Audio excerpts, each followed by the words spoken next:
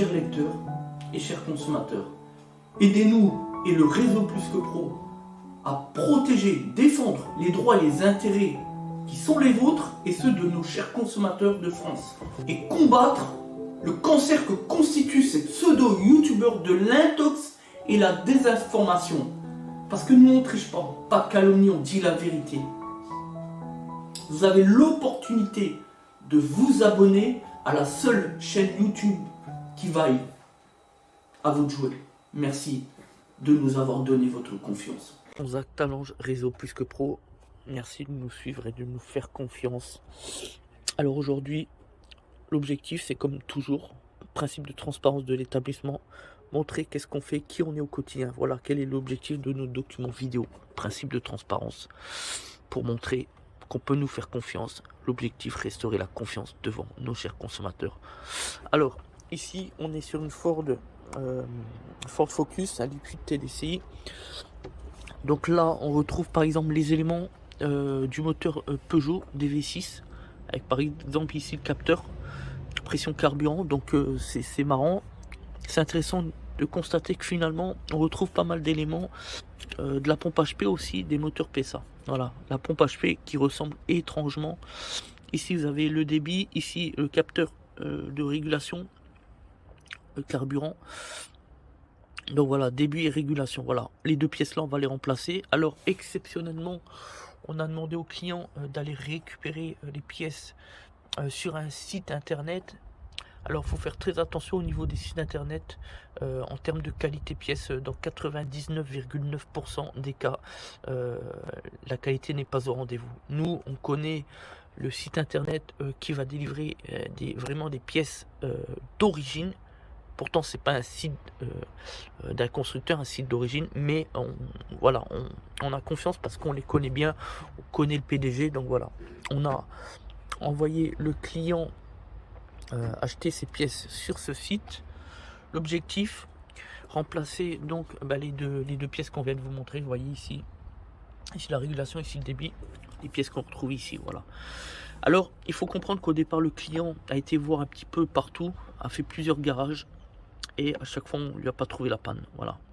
C'est vrai que quand on fait une lecture défaut, on n'a pas de défaut, on n'a rien. Sauf que quand on va dans les mesures paramètres, on s'aperçoit effectivement qu'on a une variation par rapport à la consigne. La consigne, c'est la demande du calculateur. Et puis après, vous avez une autre ligne de code qui est la mesure de la pression. Et là, on s'aperçoit qu'il y a une différence. Donc, c'est un problème de régulation. Voilà. Donc, comme on n'a pas réellement de défaut, comme finalement, voilà, auprès d'autres garagistes, on n'avait pas trouvé de panne parce qu'il n'y avait pas de défaut, etc. Nous, notre objectif, c'est d'aller plus loin que cela, de faire vraiment le travail sérieusement au niveau du diagnostic. C'est pour ça que d'ailleurs les gens viennent toujours nous voir finalement au bout du compte, après avoir fait 10-15 garages, on est d'accord. À chaque fois c'est la même histoire, parce qu'on a des garagistes qui sont plus préoccupés par leur profit, leur chiffre d'affaires que des besoins de consommateurs, et de chercher d'être plus prononcé, d'aller plus loin dans la recherche de panne simplement.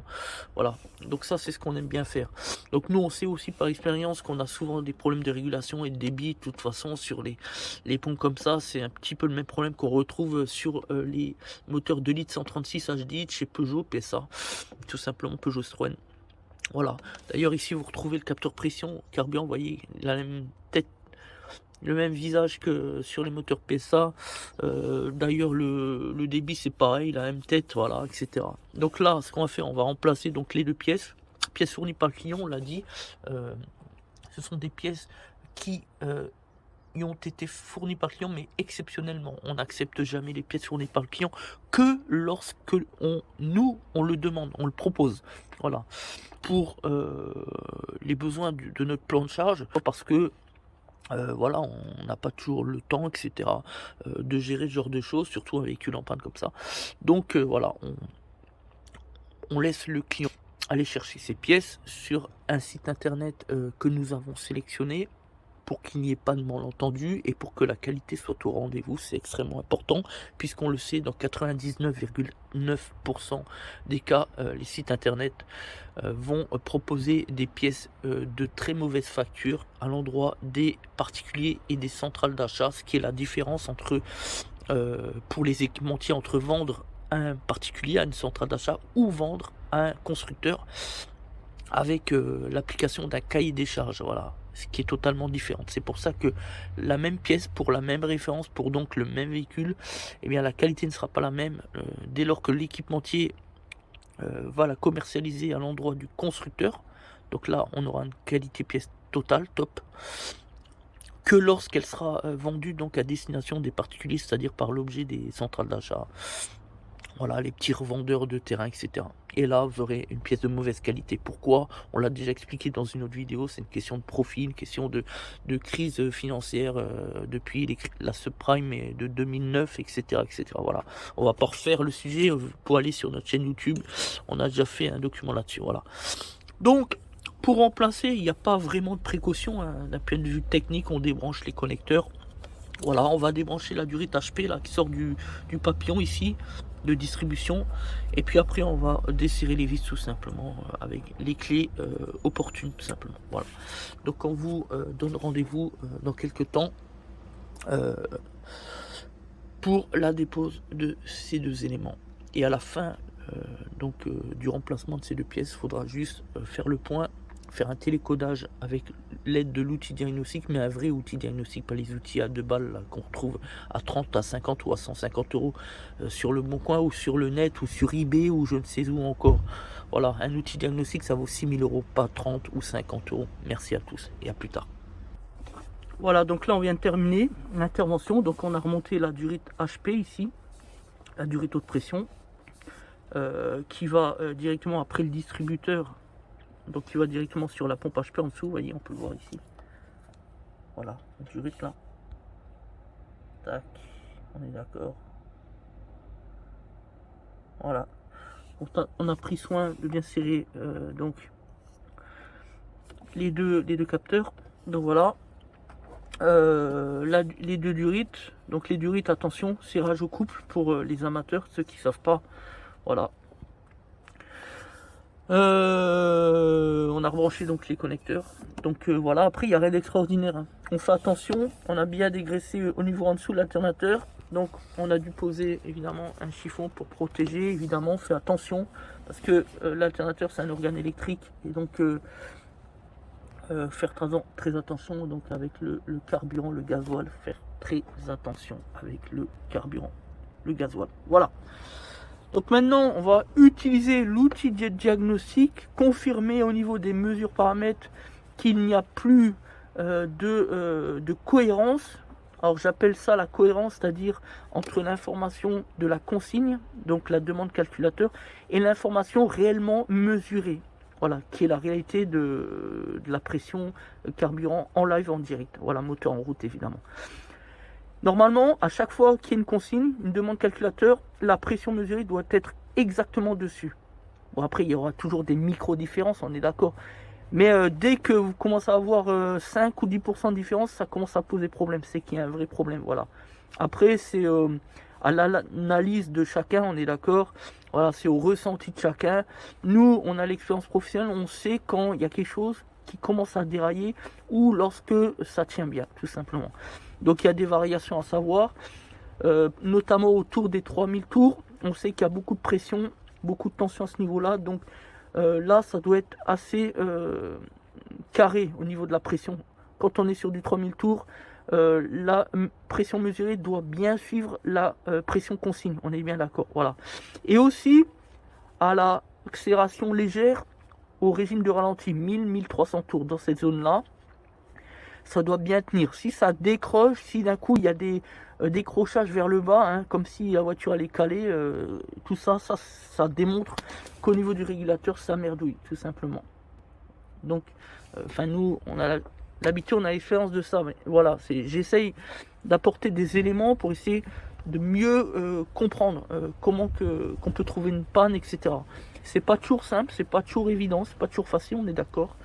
Et souvent, comme c'est le cas sur ce véhicule, lorsqu'on est dans les prémices de la panne. Donc la panne n'est pas totalement déclarée, voyez. Donc voilà. Donc ensuite, on va retélécoder les pièces à l'aide de l'outil diagnostic, effacer les défauts, faire l'essai sur route, et puis maintenant ce sera au client, on va lui expliquer, on va lui donner le conseil de rouler avec le véhicule et de nous tenir informés sur le moyen terme, voilà, si jamais ça devait dérailler à nouveau. Voilà, en l'état, on ne peut pas faire mieux, voilà, on a fait le maximum. Et maintenant, il faut aller attendre le moyen terme pour voir comment ça se passe. Donc, ben voilà, parfait. On a failli partir à l'essai, mais la voiture a calé sur notre parking et c'est un peu de chance parce que sinon, on serait tombé en panne. Donc, on a la pédale d'accélérateur qui ne réagit plus. Donc, voilà, je pense qu'on a trouvé, puisque quand le véhicule est en panne, on a touché un petit peu ici comme ça. Et elle s'est mise à brouter et puis elle a même calé directement. Donc là, je m'en doutais, c'était une panne à la con, sans code défaut à l'outil diagnostic. Donc je m'en doutais que c'était un problème de faisceau électrique. Et j'en étais quasiment certain au moment où on a calé, alors qu'on avait remplacé les deux pièces et qu'on avait fait le point sur tout ce qui est régulation et pression carburant. Donc voilà, à ce moment-là précis, quand on a calé, au moment d'aller réaliser l'essai sur route, on savait qu'effectivement on était sur un problème électrique confirmé, puisqu'en touchant le moteur a calé, comme on vient de le dire, voilà, ici. Donc on sait que ça se passe ici. Maintenant on a un véhicule qui démarre plus, on va vous montrer en direct. Voilà, on va vous montrer ça en direct. Allez, on y va, on tente. Voilà, donc défaut moteur, bon le coffre ça c'est moi. Voilà, donc défaut moteur, etc. Donc maintenant ce qu'on va faire, on aurait aimé pour vous montrer en direct la panne, qu'elle redémarre. Mais bon, alors, vous voyez, c'est pas peine d'assister. Voilà, donc on est en défaut moteur, bon c'est pas la peine. Ce qu'on va faire, on va ouvrir le faisceau électrique, on va regarder tout ça, voilà. Donc voilà, on vient de terminer sur la Ford Focus. Là on vient de contacter le client à l'instant pour lui expliquer la situation finalement, hein. Donc nos conclusions: faisceau ou calculateur, faisceau électrique ou calculateur. En même temps, on s'en doute un petit peu, hein, on vous l'a dit tout au long de ce document vidéo. L'objectif, c'est de comprendre que quand on a une panne qui revient jamais à la lecture défaut, mais que nous arrivons difficilement, mais on peut arriver effectivement dans les mesures paramètres de voir une forme de cohérence dans l'information, hein, comme on l'a expliqué tout à l'heure, c'est-à-dire entre la consigne et la mesure réelle, hein, au niveau, par exemple, là il s'agit de la pression régulation carburant. Donc à partir de là, effectivement, on s'est dit, oui, à tous les coups, c'est un problème électrique, c'est le cas, puisque lorsqu'on a touché le faisceau électrique, on vous l'a dit à l'instant, on a eu le moteur qui s'est mis à brouter, et puis qui a même calé. Donc là, on est clairement, effectivement, sur un problème soit de faisceau, soit de calculateur. À ce moment-là, on a expliqué au téléphone, le client, on lui a dit que nous, à ce moment-là, on n'ira pas plus loin, on se déclare incompétent.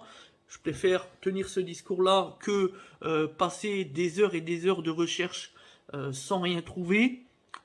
Il est inutile de travailler sans intelligence, on est bien d'accord, sans les éléments qui nous permettent de le faire. Les schémas électriques, etc., etc. Chose que l'on va retrouver auprès du concessionnaire. C'est pour ça que nous avons incité le client à se rapprocher donc du constructeur Ford pour son véhicule, pour qu'il puisse cette fois-ci faire une réelle recherche de panne qui va lui permettre donc de trouver la panne. Après, on lui a expliqué qu'il fallait pas s'attendre à des miracles, qu'il y a de fortes chances qu'il s'agisse du calculateur. Voilà, calculateur d'injection, donc ça c'est une réparation qui va coûter très cher. Le problème c'est qu'on a un véhicule qui a plus beaucoup de valeur, qui a plus de 15 ans, hein, Ford Focus qui a plus de 15 ans, donc à ce moment-là, la question c'est de savoir si on fait pas de transition, et on se dit, ok, on arrête les frais, et on remplace le véhicule, on en achète un nouveau, etc. Ça sera une réflexion du client. Nous, notre objectif, c'est le devoir de conseil, expliquer les choses clairement et précisément concisément devant le client pour qu'il puisse avoir les tenants et les aboutissants. Voilà. Merci à tous.